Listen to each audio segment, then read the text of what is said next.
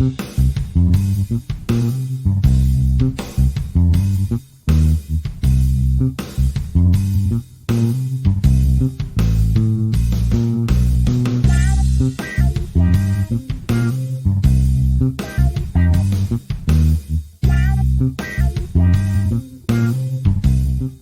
to the podcast with no name.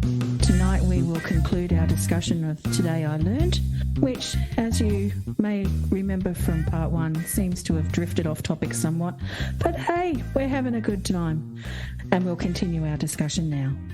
That goes into where I was talking about resilience. I mean, yes, how do you develop resilience if you're not used to having some small failures? I mean, resilience can be taught in a whole lot of ways. Like my son just recently, his team was unbeaten until they hit the final, and then they lost in the final in a very close game.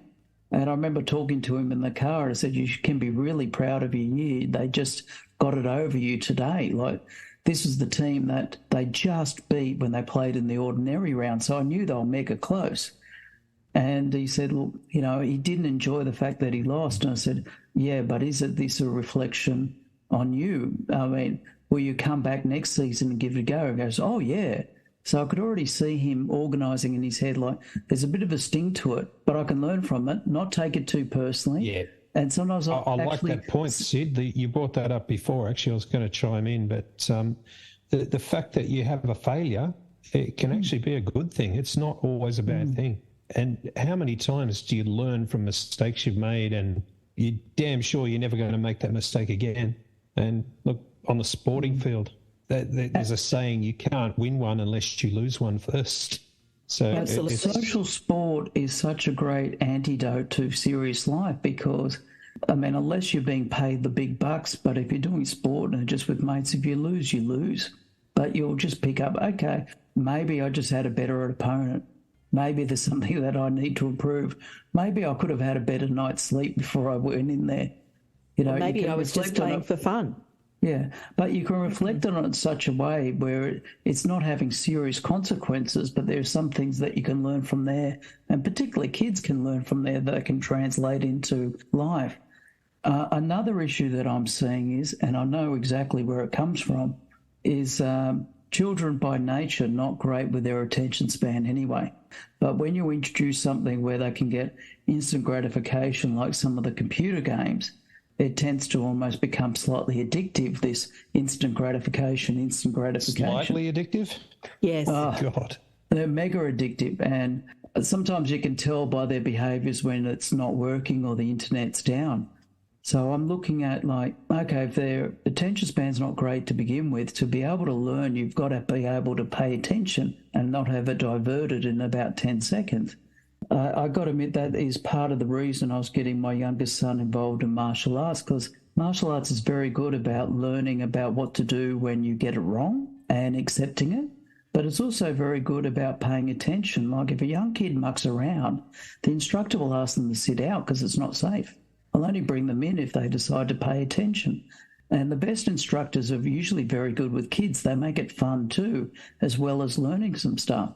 And I'm thinking probably the big thing as a parent that I really realised, because there's a big age difference between my two sons, is this time around I have to use a lot more strategies about focus and attention than I had to use before with the eldest one. It's a lot more harder work. It's a lot more challenging. Could that be because you're an ancient parent this time round? No, it's I really do notice the difference. I really do notice that, you know, I've let that one go through the keeper part of the sporting pun, but you notice the difference because with the eldest, I used to have this rule when we went camping. I said, I'll bring my phone just in case of emergencies and we'll check the weather. But apart from that, you bring games, you bring cards, you bring a book. That's our entertainment. Yeah. We'll tell stories. And he had to find other ways to amuse himself. Geez, that sounds a bit weird. Other ways to be amused.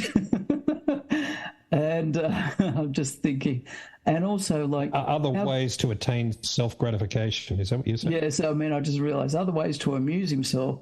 Yes, he was a teenager at one stage. Now he's made me a grandfather. But, you know, just other skill sets, because he enjoyed the fire, he enjoyed the storytelling, then he enjoyed cooking over the fire. You know, and that's right, What did I do? You're a You're grandfather a multiple twice. grandparent. Oh, okay. Yes, I'm a grandparent twice. It's great territory. I can hardly wait until he has a girl, so then you become a grandmother. Good on. Oh, by the way, the last conversation, he said, "That's enough." He's got two in close range. He said, "I can't do it anymore." And I thought, mate, that's all right. That's all right. Get it over and done with while you're young. Princess, I said- is Sid the only one of our friends that is actually a grandparent? Of our close friends, yes, Eddie. There are some of our extended friends, some people we went to high school who are grandparents multiple times Oh, over. yes. I've But- got ex-girlfriends that are grandparents. Yes, you do. Yeah, of our close friends that we keep in contact with, yes. But what I was going to say, partially in defence of you, Sid, where you've got your juxtaposition of being a young parent and an old parent, I was an old parent first time round. And I honestly think You weren't that it mega would have. old. Sorry? What, You Eddie? weren't mega old. It was considered geriatric, my pregnancy. Well, the Really? Yeah, undertaker wasn't taking measurements. No, not quite, but I did. Whenever I had Wonder Boy out in the pram, I used to get at least 3 comments a week about my grandson. Oh, yeah, I've had that too. Yeah. Yeah. But what I was going to say is I think if I had been a younger parent, I would have found it easier because I would have had more confidence. Because when you're younger, you are bulletproof. You feel 10 foot tall and bulletproof. You feel that you can do anything.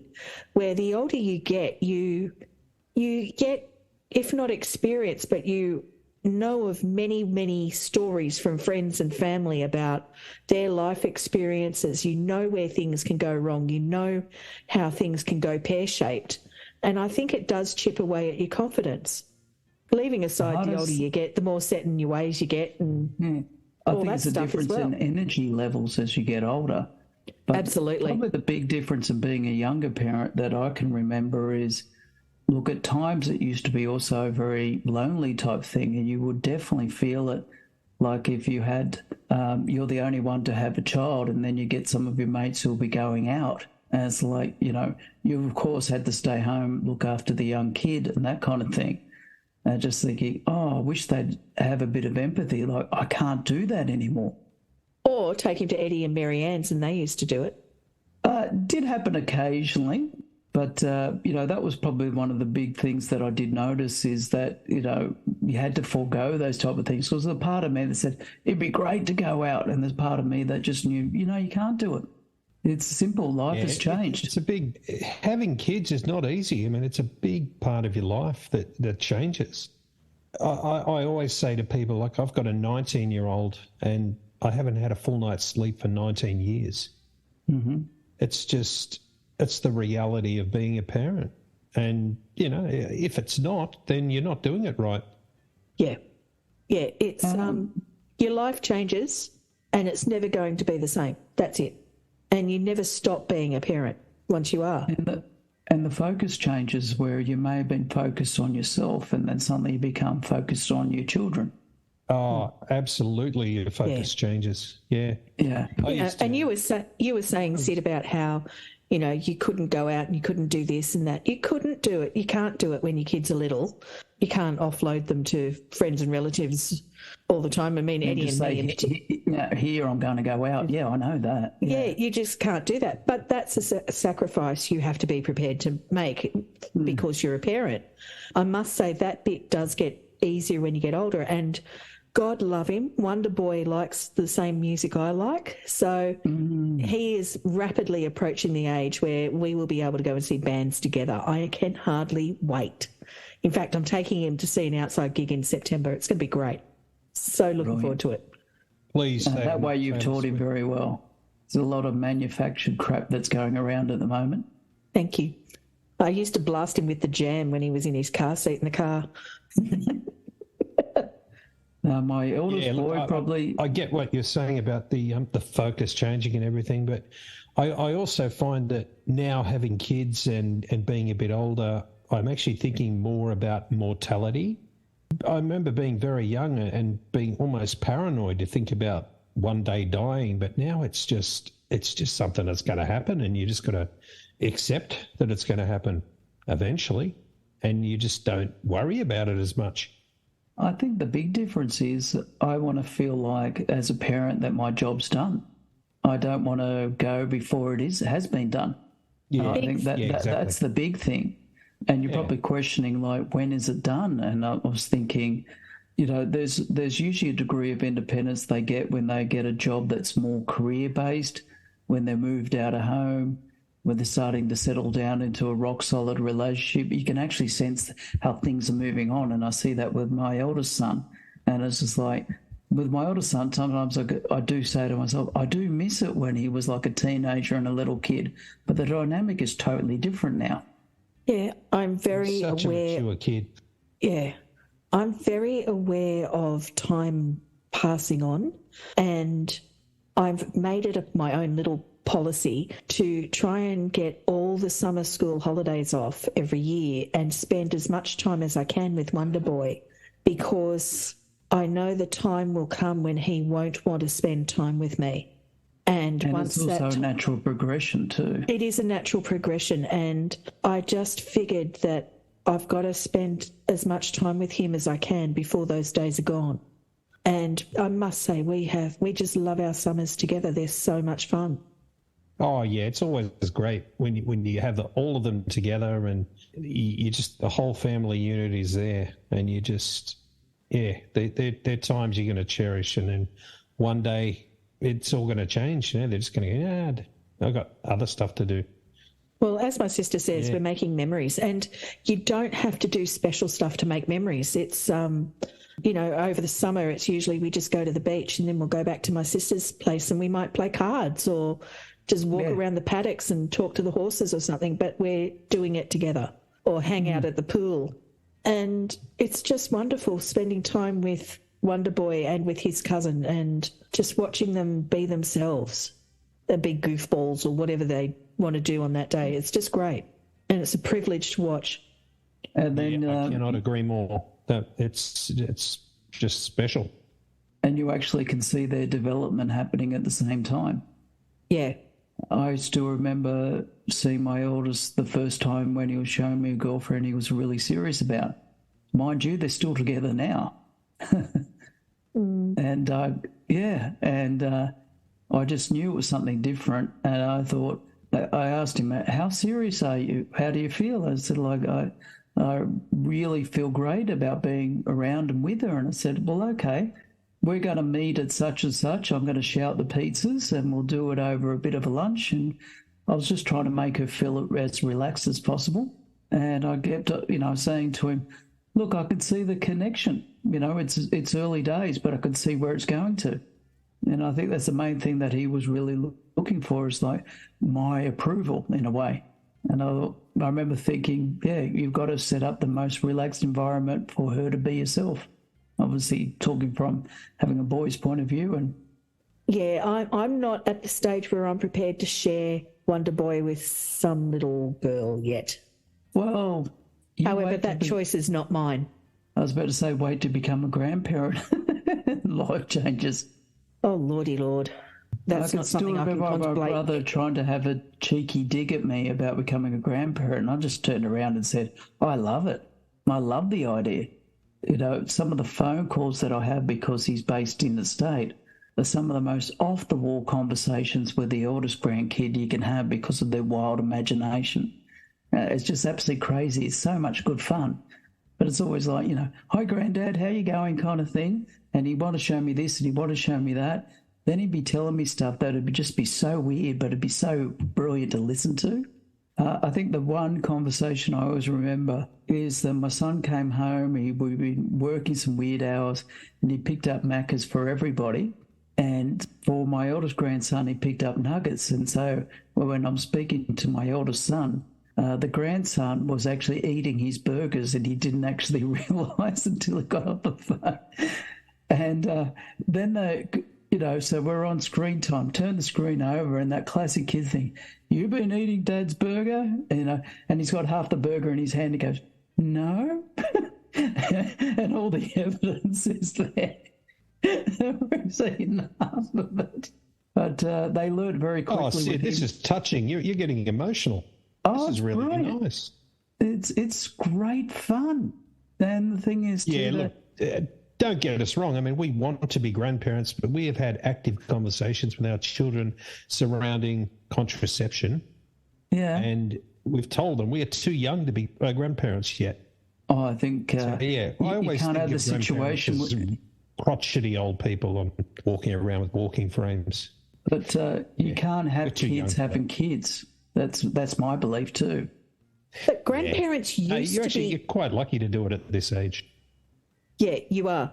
Grandparents were older when we were young. Like, I had the privilege of knowing some great-grandparents, and they were people in advanced old age. And when I looked back as an adult at the photos and actually did the maths of how old they were at the time that I knew them, they were only in their mid to late 70s. Now my parents are in their late 70s, early 80s, and they are not as old as my great-grandparents were at the same age. And no doubt that's due to lifestyle and nutrition and all that. They lived through the war. They lived through the Depression. They lived through some of the rationing after that. My great-grandparents lived through both world wars and the Depression. And my grandparents, again, they weren't as old as their parents. They lived through the Second World War and the Depression. Yeah, it's interesting. And each generation is aging a bit better, I would like to think. My grandmother... Is it the fact that they seem older, or is it the fact that we are actually old but we don't think of ourselves as being old? Well, that's another... Both. That's another part of it too, I think. You know, like people used to regularly accuse me, well, it was an accusation. They would say that Wonder Boy was my grandchild just because I've got grey hair, and I embraced it early, dear listener. And it's a good thing. I'm a big fan of it. But just because I was going against a societal norm of dyeing my hair and being an older parent, in the area I live in, the demographic is for a younger parent, I don't know where I was going with that point. I'll shut up now. You guys go. But when you're looking at the different generations, this is something that I remember my grandmother always telling me, that her husband used to actually live in the veranda of where their parents were. And they were married at the time. They used to live in the veranda space. So it was like very much shared living type of arrangement. And it was like, how many people in the house altogether? And I think it used to vary between like 8 to 10 people and, all various things. Mind you, my grandmother had to deal with also the stress too, and understanding that she lost like her husband during World War II, and it actually took them 8 years to find the body. And I think that would have been very traumatic. And they actually identified him via the dog tags, and then he could finally have a proper resting place. But we knew roughly what had happened because, as weird as it may sound, he was the navigator of the plane, but they only had parachutes for the pilots, such was the rationing.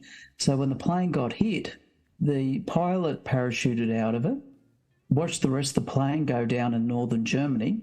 So when you hear things like, some of those German industrial cities that were flattened, that's my grandfather had something to do with that. But he was also hit there. And the pilot actually witnessed while being parachuted down, the plane crash. And he went completely nuts after that. Like, I can imagine the survivor's guilt, but there's a whole generation of people who did not know how to deal with things. And I'm very sure it was like PTSD and all that kind of thing. And then she ended up remarrying with a bloke who served in the Pacific and also spent some time in Japan as well. And I'm positive now that he had PTSD. He was such a very difficult person, something that we don't understand. So there's a lot of these stresses that people used to keep under wraps and these kind of things and live and put up with. And I think, different types of stresses going on. That's probably what helped to age people as well. I think you're right. That's definitely absolutely. in there. And in that time period too, things were a lot different. You talk about being 10 people in the house and hear stories about how, the kids had to sleep 3 to a bed and top to tail and just different time. And, obviously money was not as plentiful and not everyone was working. And It's not like today where pretty much everybody works. Yeah, my grandfather, who grew up rurally down the coast, he and his sister I used to take them on drives occasionally out where they used to live, and they would tell me about how there used to be peanuts growing in this paddock and wheat would be growing in that paddock and corn in this paddock and blah, blah, blah. And they used to sneak into this and steal this and sneak into that and steal that. And all that food that they used to pilfer, which all the local kids would have been doing, all contributed to the weekly food that the household had. And there was 12 of them in that family, 12 kids. So it's a different way. They had enough. They ate well. They had a good life. But it was a very different life and a much simpler life to what we have lived and even our parents have lived. And I was thinking about it today. One of my granddads would have been 109 today. And, you know, just how different the world is from when he was born and even from when he died. The world's changed, moved on. I think one of the biggest changes in society structure from an Australian point of view is the introduction of the social safety net. And I'm thinking prior to that, you may call it unemployment benefits or the dole, but prior to that, if you had no work, what did you have to rely on? It was the family. And then the family, there may be only one person who's earning it. So we got a pay that's split maybe about like 12 ways or something like that. So your social, safety net was your family, regardless of the economic situation. Now we've got this. And I think that was probably, when you compare it to what happened before to what it is now, I think that's actually made some changes. Forgetting about like how some people wrought it, but it's good that it exists compared to what it used to be. To be fair, Sid, a lot of the social benefits that are available today were introduced in the post-war period under the government of Ben Chifley. They've been changed and refined since then, but an awful lot were introduced around that time. Or there was a prototype before then, and that the Chifley government refined it, and then it's been further refined as the generations have moved on. Yeah, you're right. Can you imagine life before that, comparatively? Well, to the degree of desperation that would have been sometimes. Oh, absolutely. And with desperation becomes having no safety net. Yeah. Well, look at America. Desperation comes those who can be exploited easily. Do you know what I mean? Because they don't have any other choices. Yeah, look at America. One of the themes that's run through tonight's discussion is one of resilience. And I think it's only fair that we give a plug to our friend who does another podcast called The Resilience Movement. I've just recently been in contact with her again, Donna Moles. And she just put out a couple of new episodes. So, yeah, if you guys get a chance to have a listener, The Resilience Movement, you can find on all of the podcast hosts. Have a look at it. Resilience Movement by Donna Moles. Great show. It is a great show. Is on an episode there. I've done it. Yes, I appeared on an episode of The Resilience Movement. We had a discussion about menopause. You went to school with her, yeah? Yeah. Oh, okay. That's where, I don't know her from school. A long time, actually. The Princess and I went to primary school with her all the way through from kindergarten. Yeah, long time. Well, dear listener, that brings us to the end of this episode of the podcast with no name. We've covered a few topics. We've sort of rambled here and there a bit, but it's been a nice chance to have a chat with the boys, and I hope you've enjoyed coming along for the ride. If you would like to contact us, dear listener, you can do so at @podnoname on Facebook, or you can contact us. Sorry? Email. Yeah, I was scared to the email address. I had a blank, Sid. I couldn't remember it. What's the email address? podnoname@gmail.com. And Eddie, what's the Patreon contact? If you want to find our Patreon page and donate some money to keep this podcast rolling, you can find us at patreon.com/podnoname. Well, thank you very much, boys, and thank you for your time tonight. Eddie, I hope you have a lovely time eating your son's delicious food that he is cooking for you. Sid, I hope you have a fun school holidays with Sid Jr. And dear listener, until next time, take care, stay well. Bye-bye.